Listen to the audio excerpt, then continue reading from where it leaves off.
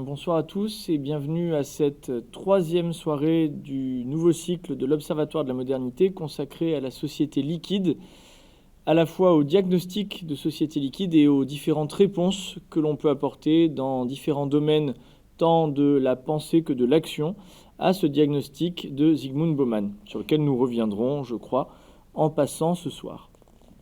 La soirée que nous débutons est consacrée à la question de la démocratie. Après avoir creusé la pensée de Zygmunt Bauman lors de la première séance et après avoir essayé d'élucider la question de l'écologie face à cette société liquide, nous en arrivons à un thème central, celui de la démocratie, non pas tant d'ailleurs pour poser le diagnostic d'une crise de la représentation ou d'une crise de la légitimité du personnel politique, mais avant tout pour questionner les finalités du politique, questionner le sens de la démocratie, les finalités de la démocratie, et ainsi pouvoir justement se poser la question de finalités communes. On réduit souvent aujourd'hui le politique et la démocratie en particulier au règne d'individus dont les finalités seraient fondamentalement des finalités propres. Et nous allons justement questionner le commun et essayer de voir si, face à ce diagnostic de liquéfaction, eh bien, on peut trouver du commun ou en recréer. Nous avons la grande joie et le grand honneur d'accueillir ce soir le professeur Pierre Manant, directeur d'études à l'EHESS, dont la nombreuse bibliographie vous est connue et qui récemment s'est intéressé plus particulièrement à la question de la loi, notamment de la loi naturelle. Peut-être que ce point-là, ainsi que l'ensemble de ses travaux sur la démocratie, pourra nous éclairer ce soir. Face à lui, si je puis dire, si nous parlons comme dans les débats télévisés, en réalité, il y a certainement beaucoup plus de complémentarité que d'opposition, dont Jean-Rémy Lanavert, de la communauté Saint-Martin, agrégé de philosophie, docteur également, sous, je crois qu'on peut le dire, la férule douce et exigeante de M. Manant, et qui justement s'est questionné lui aussi, s'est interrogé sur la loi, et qui donc a une pensée propre, en tout cas une expertise sur la démocratie. Je propose que nous commencions avec don Jean-Rémy, et nous continuerons avec M. Manant. Merci à tous d'être venus si nombreux. Merci beaucoup. Démocratie, donc vers quelle finalité commune ? Alors, il y aurait évidemment un grand nombre d'approches susceptibles d'éclairer notre question de ce soir. Donc, il cherche à voir si le rappel des finalités communes à notre démocratie ne permettrait pas de recréer du lien dans une société que, par certains aspects, on peut identifier comme étant liquide, ou en voie de le devenir toujours plus. Mais pour ce qui est de ma contribution ce soir, le prêtre que je suis s'est dit que le mieux était d'aller chercher du côté de ce qu'on appelle donc l'enseignement social de l'Église ou la doctrine sociale de l'Église, afin de voir si la conception de la démocratie qui s'y trouve exposée peut nous aider à répondre aux nombreux problèmes posés à la pensée politique et aussi à l'action politique par la société liquide. On peut résumer donc la question qui va nous occuper là dans les 20 minutes qui vont suivre de la manière suivante. En quoi la vision qu'a la doctrine sociale de l'Église de la démocratie offre-t-elle une ressource face aux défis posés par la société liquide ? Alors, afin d'apporter quelques éléments de réponse, où se joue en fait la pertinence de cette doctrine sociale de l'Église dans ce qu'elle peut affirmer au sujet de la démocratie, eh bien, le mieux est peut-être de procéder à un historique de ce rapport de la doctrine sociale de l'Église à la démocratie, afin de mieux situer le moment dans lequel nous nous trouvons. Et cette reconstitution souffrira nécessairement des défauts de la stylisation ou de la simplification, mais je nourris l'espoir qu'elle soit quand même fidèle à la réalité et qu'elle permette de situer le moment présent.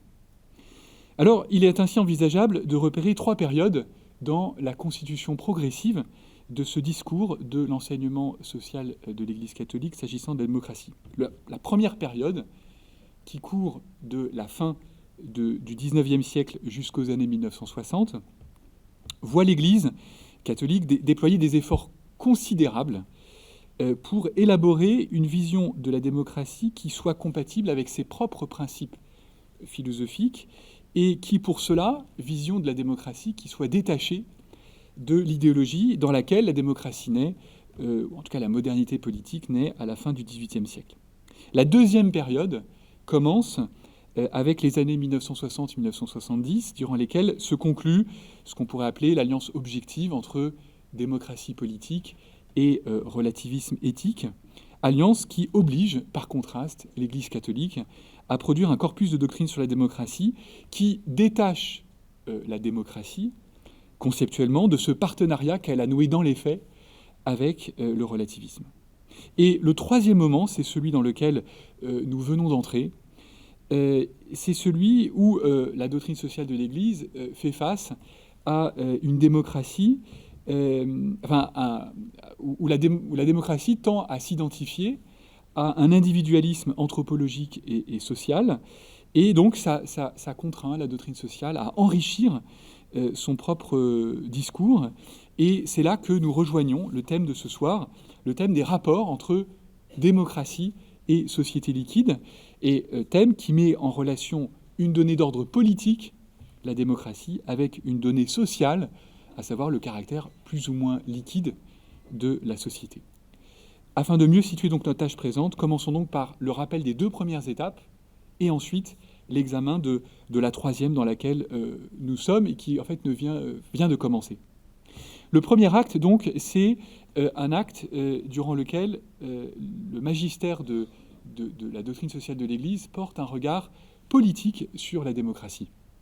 Alors, comme on le sait, les premières interventions sur le sujet remontent au pape Léon XIII, et l'objectif de ces interventions, dans le contexte français du ralliement, et presque un siècle après la Révolution française, c'est de déclarer la non-incompatibilité de la démocratie comme régime politique avec les principes philosophiques et doctrinaux de la pensée sociale de l'Église. Et cette non-incompatibilité présuppose de distinguer la démocratie comme régime politique, qui est admissible en lui-même, et de distinguer donc d'une part la démocratie comme régime politique et d'autre part l'idéologie et les principes philosophiques qui, dans les faits, avaient accompagné la naissance, le progrès et la victoire de la démocratie. Cette opération intellectuelle était fondamentale parce qu'il y allait de la place des catholiques dans cette nouvelle configuration démocratique. Cette première période est caractérisée par un regard politique parce qu'il s'agit, pour Léon XIII, d'affirmer que la démocratie est une forme politique légitime du point de vue de l'Église catholique, ce qui à l'époque n'allait pas du tout de soi. Je laisse de côté certaines citations qui marquent cela. Il s'agissait donc d'une phase initiale, et cette phase initiale a fait suite à une autre phase, toujours dans cette première période qui court de la fin du 19e aux années 1960, une deuxième période où l'Église catholique ne se contente pas de dire qu'il est possible d'être catholique et d'approuver la forme démocratique du régime politique, mais on passe d'une déclaration de non-incompatibilité à une évaluation désormais positive de la démocratie comme forme politique, évaluation d'ailleurs qui ne signifie pas que l'Église revienne sur ses condamnations des bases philosophiques des démocraties modernes, et en particulier le contractualisme. Alors c'est le pape Jean-Paul II, dans son encyclique Centesimus Annus en 1991, qui formule dans les termes les plus clairs la position actuelle du magistère sur le sujet en des formulations qui seront toujours reprises invariablement. Je cite: « L'Église apprécie le système démocratique, c'est-à-dire qu'elle en reconnaît le prix. L'Église apprécie le système démocratique comme système qui assure la participation des citoyens aux choix politiques et garantit aux gouvernés la possibilité de choisir et de contrôler leurs gouvernants ou de les remplacer de manière pacifique lorsque cela s'avère opportun. » Et en effet, la raison principale pour laquelle l'Église catholique est passée d'une position consistant à reconnaître la licéité de la démocratie comme régime politique à une position qui reconnaît les mérites et les bienfaits, une position d'appréciation, comme le dit le pape Jean-Paul II, la raison principale tient au travail sur le concept de participation qui est le concept clé, notamment travaillé dans le texte du Concile Vatican II Gaudium et Spes, qui permet d'offrir cette base philosophique et qui permet de voir les mérites du régime démocratique d'après l'Église catholique. Ça, c'était pour la première période. La deuxième, à partir des mutations culturelles des années 1960-1970, c'est une période où le regard qui est porté sur la démocratie par l'Église catholique n'est plus un regard simplement politique, mais qui est un regard éthique ou anthropologique. C'est donc le deuxième acte, le regard éthique, moral de la doctrine sociale de l'Église sur la démocratie. Alors il suffit de lire le dernier document en date du magistère de l'Église qui a été spécialement dédié à la question politique pour s'en convaincre. Ce document, c'est un document de 2002 de la Congrégation pour la doctrine de la foi.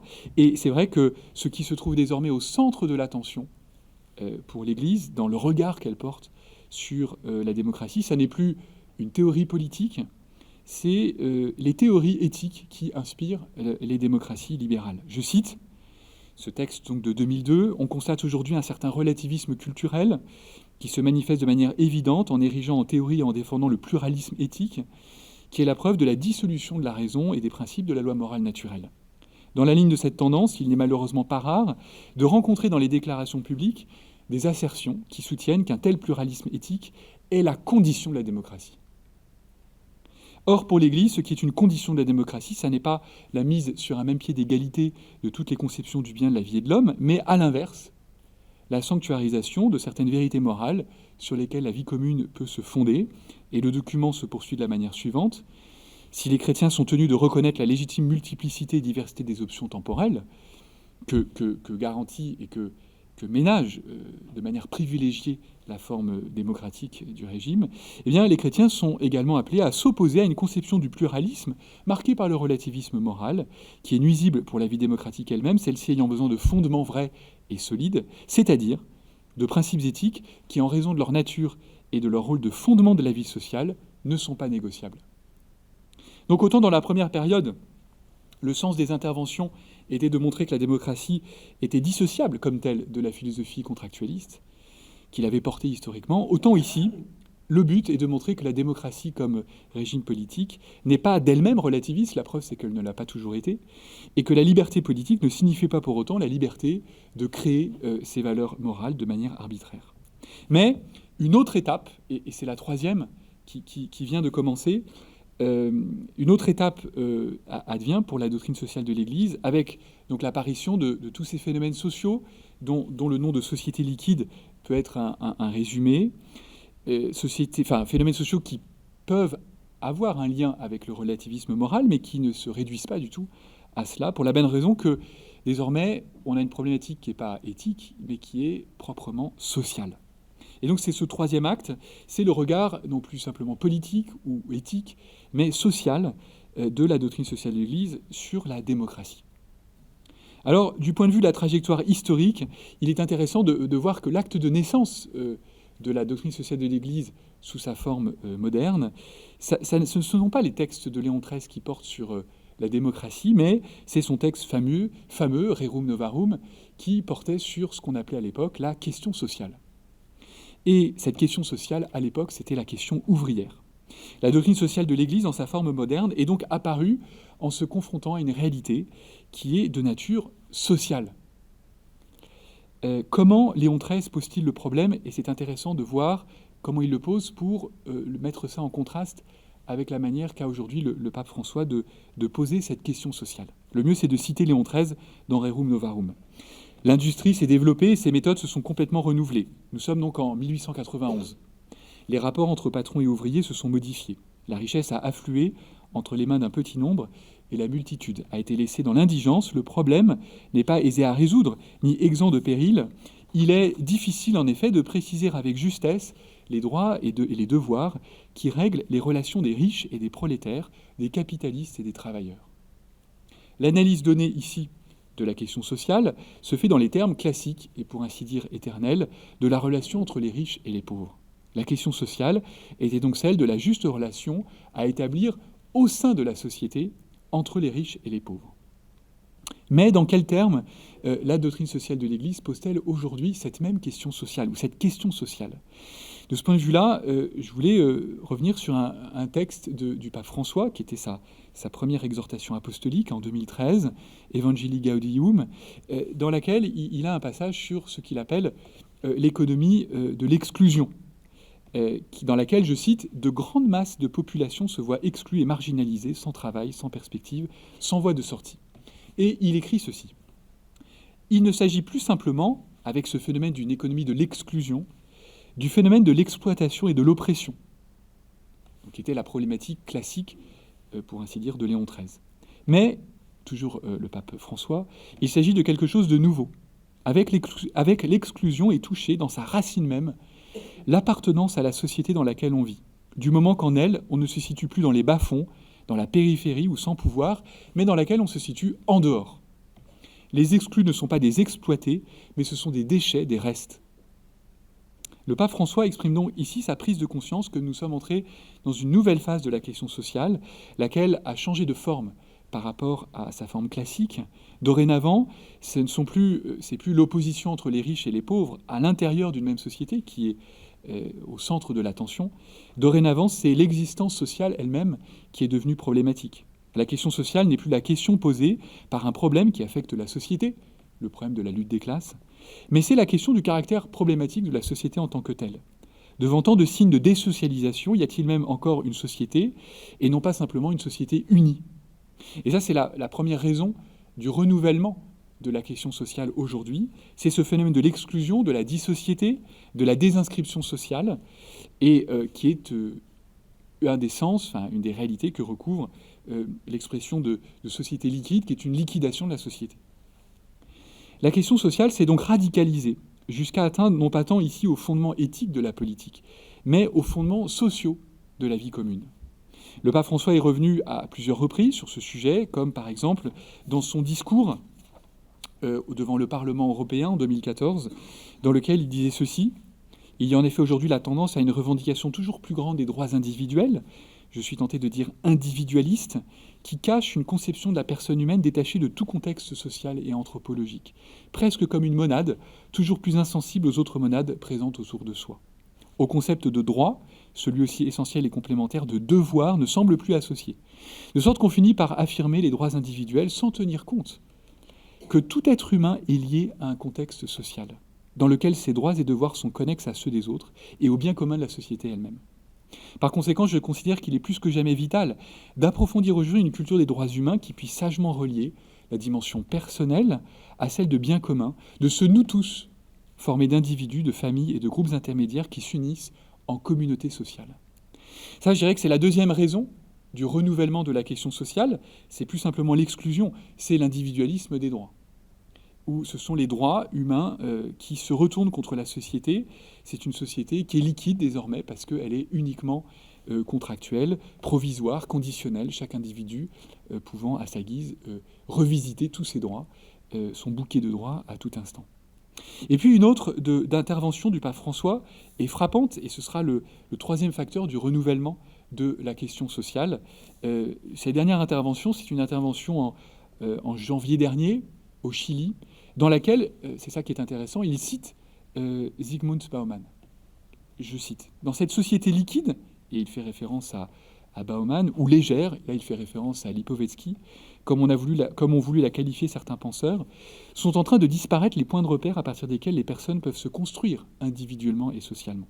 Il semble que de nos jours, le virtuel soit le nouveau point de rencontre caractérisé par l'instabilité, puisque tout se volatilise et perd donc consistance. Et un tel manque de consistance pourrait être l'une des raisons de la perte de conscience de l'espace public, un espace qui requiert un minimum de transcendance par rapport aux intérêts privés, pour construire sur des fondements qui révèlent cette dimension très importante de notre vie, à savoir le nous. Sans cette conscience et surtout sans un tel sentiment, et par conséquent sans cette expérience, il sera plus difficile de construire la nation. Et donc, il semblerait que la seule chose importante et valable soit ce qui appartient à l'individu et que tout ce qui se trouve hors de cette sphère devienne obsolète.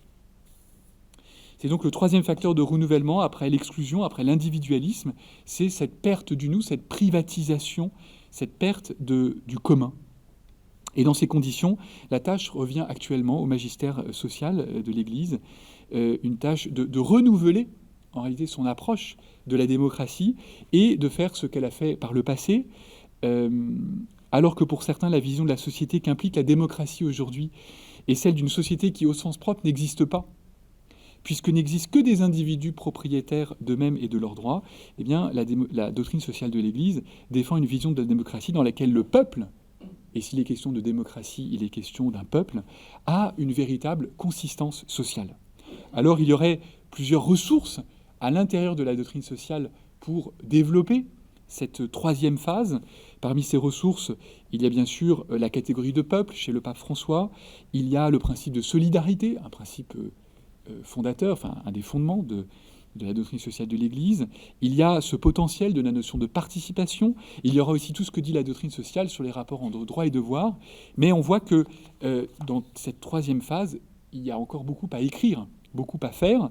Il y a quelques linéaments qui existent, mais c'est la tâche qui attend, à mon sens, aujourd'hui la partie de la doctrine sociale qui porte sur la démocratie, que de répondre à cette nouvelle question sociale et qui puise dans les richesses accumulées de son corpus pour faire face aux défis du moment.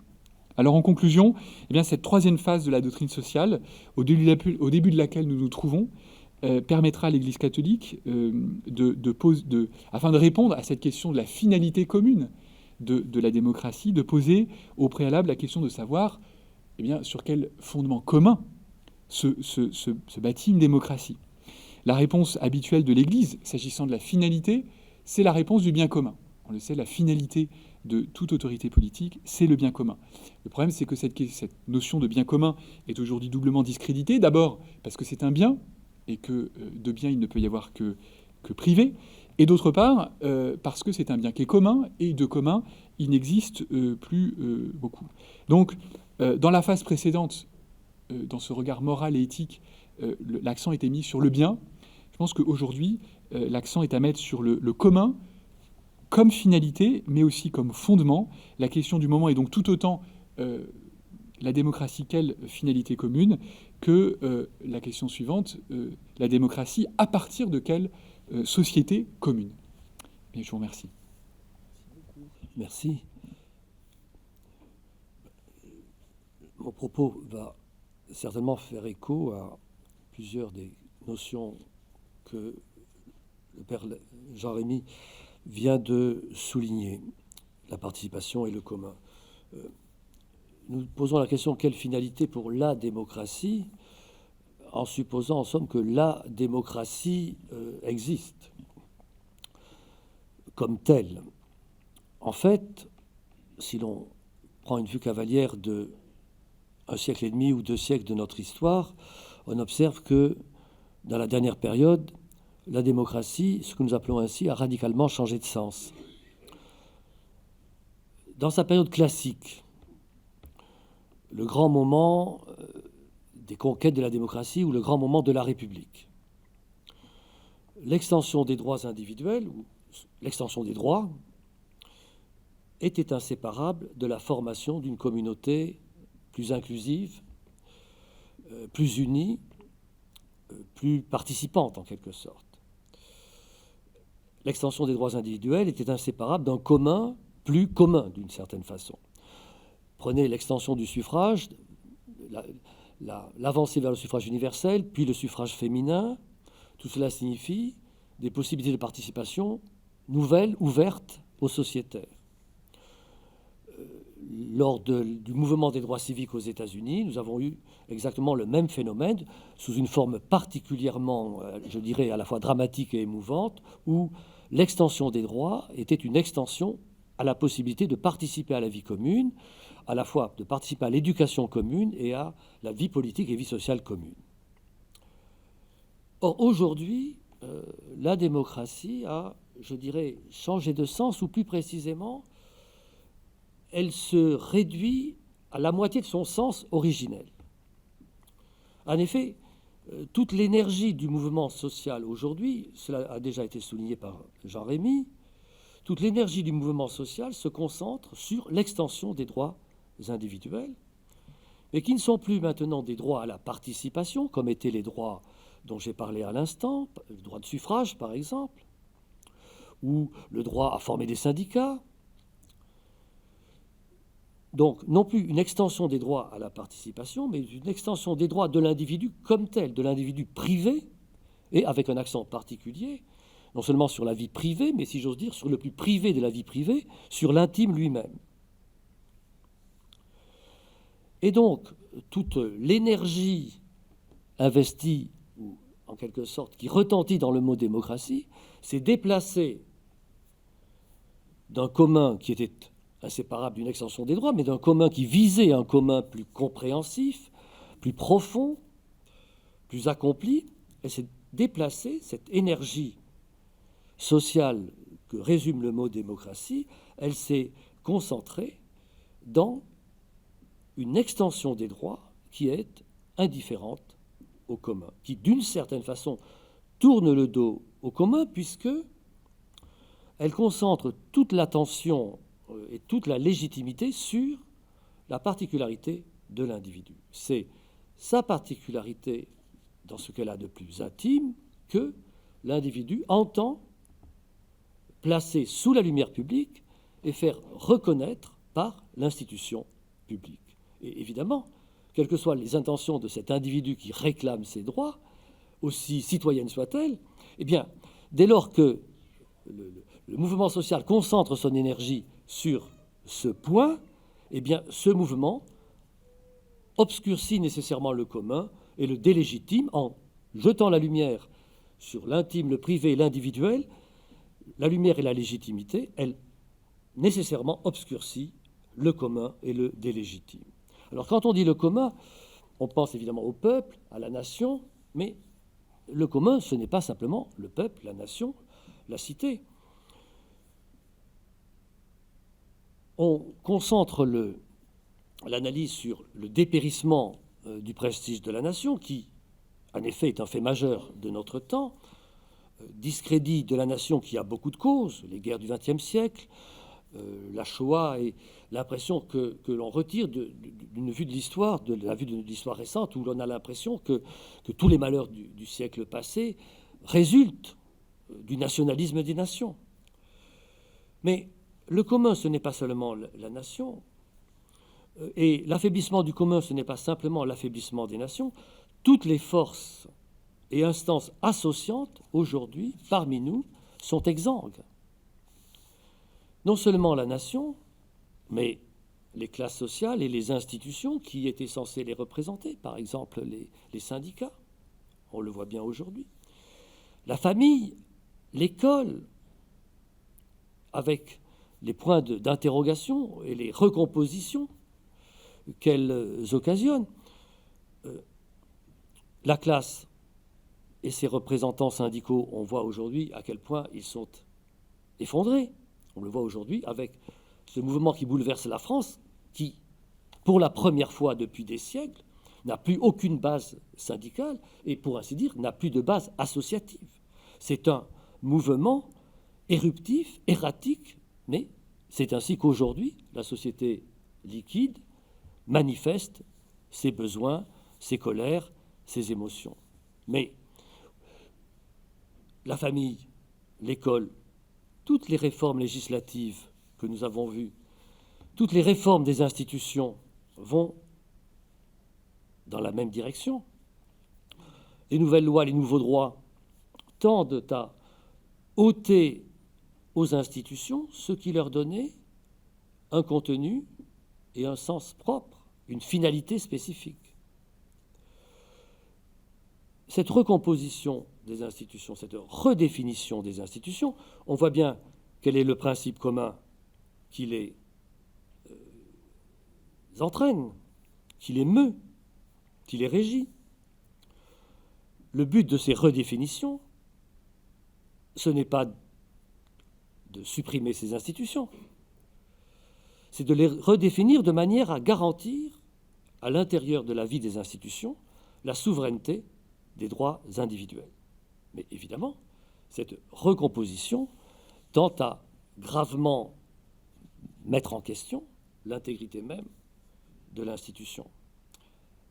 Avant, si j'ose dire, l'institution, c'était en somme la définition. Elle se définissait par des conditions d'accès à l'institution et des conditions de la vie des conditions de la vie de l'institution par des contraintes qui découlaient de sa finalité. Parce que le mariage réglait l'union des sexes et la suite des générations, eh bien, ces conditions qui donnaient le sens à l'institution entraînaient la définition législative du mariage. On pourrait proposer des remarques analogues pour d'autres institutions comme l'école ou l'université. Aujourd'hui, toutes ces institutions tentent à être redéfinies afin que la finalité de l'institution n'oppose aucun obstacle ou ne puisse opposer aucun obstacle aux droits illimités de l'individu. Et donc, tandis que dans la forme ancienne, être parent supposait de s'engager dans le type de relations et d'institutions dont, si j'ose dire, l'issue naturelle était la mise au monde d'enfants, aujourd'hui, l'institution est redéfinie de telle sorte que ce que l'on appelle de façon très significative le projet parental, qui est un projet emphatiquement individuel, puisse être poursuivi indépendamment de toute forme institutionnelle. Eh bien, c'est ce règne des droits individuels qui définit pour nous, aujourd'hui, la démocratie. Et qui la définit, pour ainsi dire, exclusivement. Qu'est-ce que la démocratie? C'est la garantie toujours plus étendue et plus scrupuleuse, méticuleuse des droits individuels. Et donc, dans cette perspective, le commun a, pour ainsi dire, entièrement disparu et, plus encore, enfin inséparablement plutôt, notre capacité de nous rapporter à une chose commune et de la penser. Nous en avons un indice très révélateur dans la popularité de la notion de valeur de la République. Ce qu'était auparavant l'âge classique de la démocratie, la République, est devenu les valeurs de la République. Les valeurs de la République, c'est, si j'ose dire, ce qui reste quand la République elle-même a disparu, c'est-à-dire quand la République comme chose commune et participation à une chose commune n'est plus l'horizon partagé. Et donc, les valeurs de la République, ce sont finalement les valeurs individuelles ou individualistes, les droits individuels. La démocratie a retourné ou inversé, d'une certaine façon, son sens. On peut prendre les choses d'une autre façon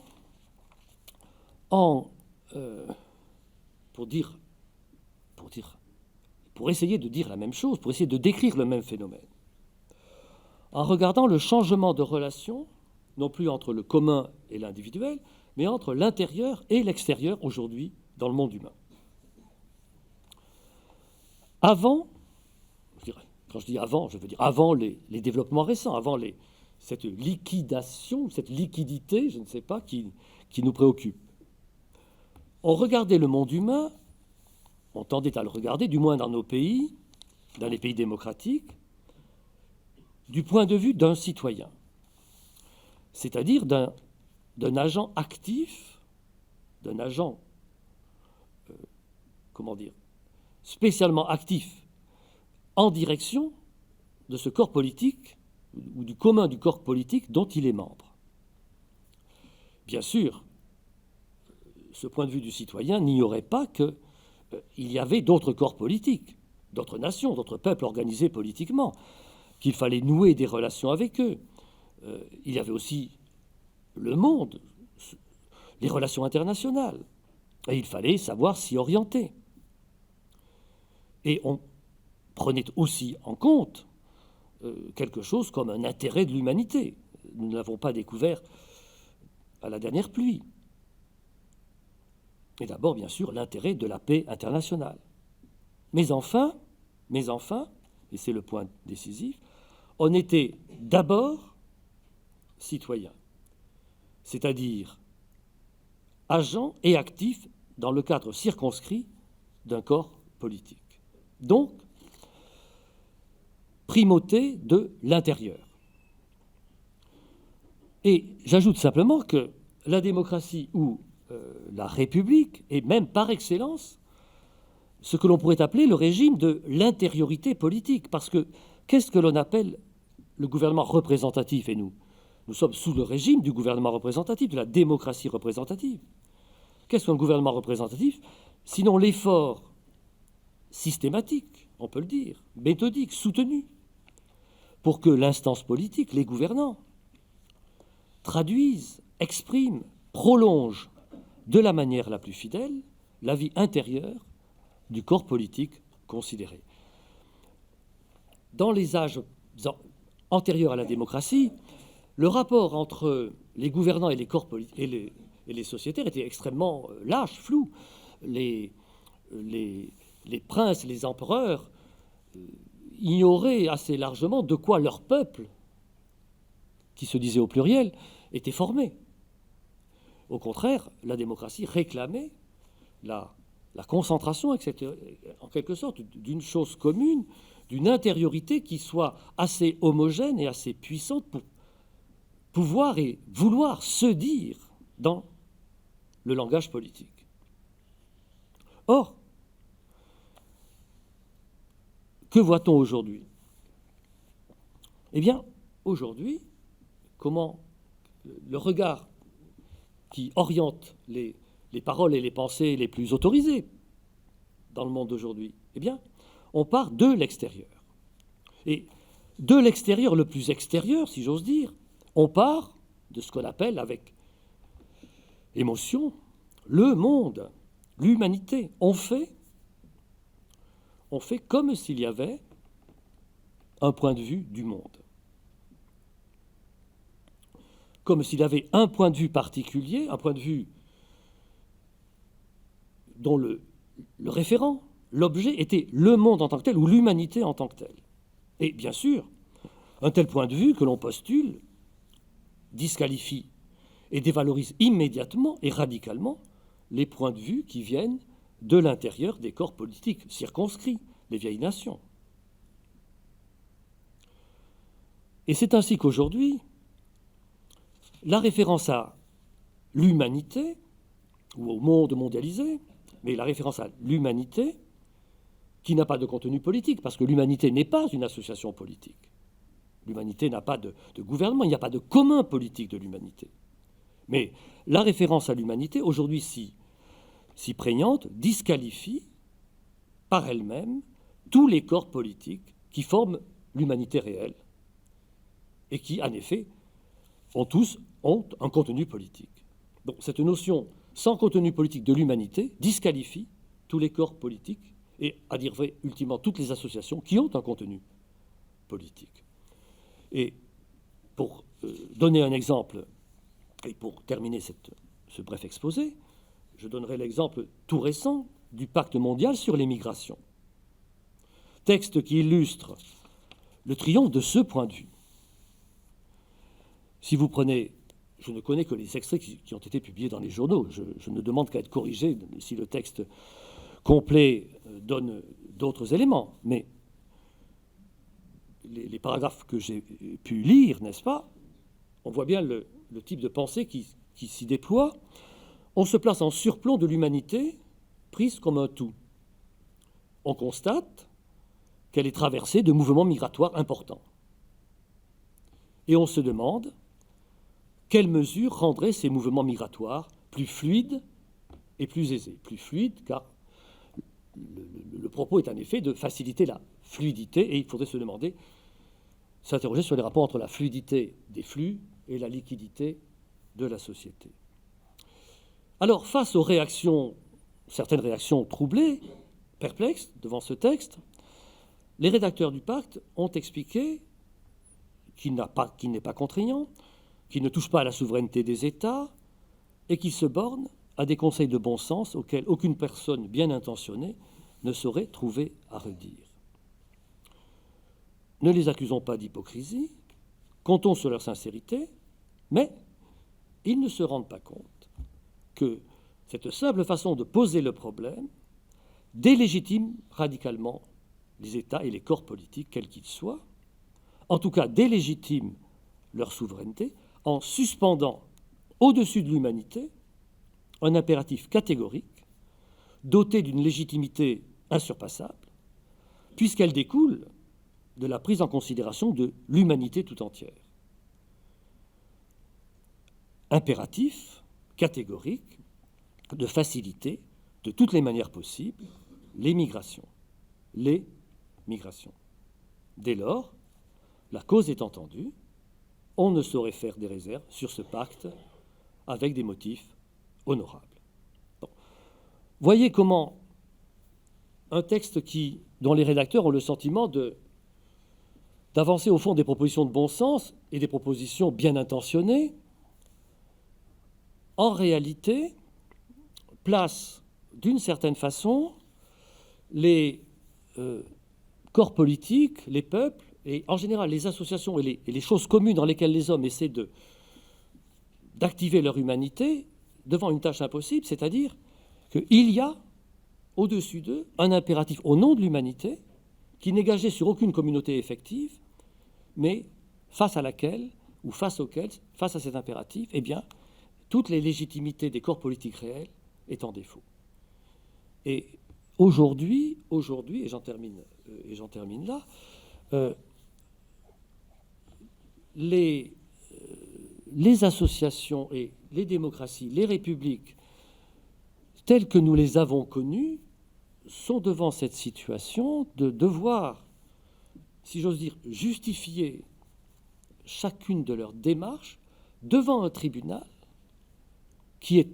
dont la seule définition est d'être supérieur, puisque c'est un tribunal qui parle au nom d'une humanité qui n'a de réalité que postuler ou rêver, mais cette humanité postulée ou rêvée, c'est attribuer un droit en quelque sorte de souveraineté sur les humanités instituées politiquement que sont les corps politiques. Et aujourd'hui, notre difficulté à organiser, faire vivre la participation politique, et nous le voyons, et la participation sociale, et le sentiment de choses communes, nous le voyons aujourd'hui avec les événements de France, eh bien, rencontre cette difficulté majeure, cette difficulté radicale que le principe de légitimité sous lequel nous vivons aujourd'hui est par lui-même un principe qui délégitime l'effort même pour constituer des communautés. Et nous nous trouvons aujourd'hui devant cette difficulté. Je vous remercie. Merci beaucoup. Avant de laisser la parole à la salle et avant qu'ainsi les téléspectateurs de KTO nous quittent, je me permets quelques petites questions pour que vous puissiez pas nécessairement y répondre de manière structurée coup par coup, mais sous la forme peut-être d'une discussion libre. Tout d'abord, une question un peu plus précise, mais on a beaucoup parlé, enfin vous avez parlé un peu, don Jean-Rémy, du contractualisme et des racines de ce contractualisme comme étant refusé par l'Église. Est-ce que la théologie du peuple du pape François, dans ses fondements très latino-américains, n'est pas aussi, quelque part, en fait, un anti-contractualisme? Est-ce que ça ne reprend pas des critiques de ce contractualisme? Je pose toutes les questions d'un coup, puis vous verrez puis il y a certainement des choses qui se recoupent, et puis peut-être quelque chose qui sont moins intéressantes que d'autres. Deuxième chose, c'était par rapport à ce que vous disiez, monsieur Manant, sur l'impossibilité de se positionner depuis un commun mondial, depuis une humanité commune. Il y a précisément une communauté qui pose un problème, et vous en parlez souvent dans vos ouvrages, c'est l'Église, puisqu'elle se pense elle-même comme une communauté appelée à l'universalité, et pire encore, si je puis dire, ou mieux encore, c'est à voir, elle s'adresse fréquemment aux hommes de bonne volonté. Donc, il y a eu, malgré des oppositions de principe, une alliance objective entre cet appel à l'universalité de l'Église qui considère qu'elle s'adresse à tout homme et les projets de paix perpétuelle, les projets, disons aussi, de supranationalité divers et variés.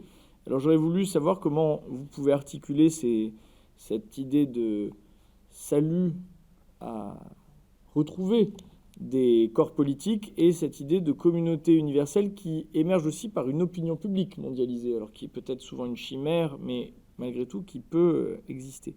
Enfin, deux choses qui découlent un peu de ces questions de fond. Deux objets extrêmement modernes qu'on essaye d'explorer ici. L'écologie d'un côté et le numérique sont-ils des moyens de penser un commun mondial ou au contraire sont-ils de nouveaux miroirs aux alouettes pour nous détourner des seuls corps politiques qui ont une existence et en premier chef de la nation? Voilà, c'est un peu fouillis, mais vous pouvez y répondre de la manière la plus libre qui soit. Enfin, évidemment, d'ailleurs, vous n'avez pas besoin de ma licence pour le faire.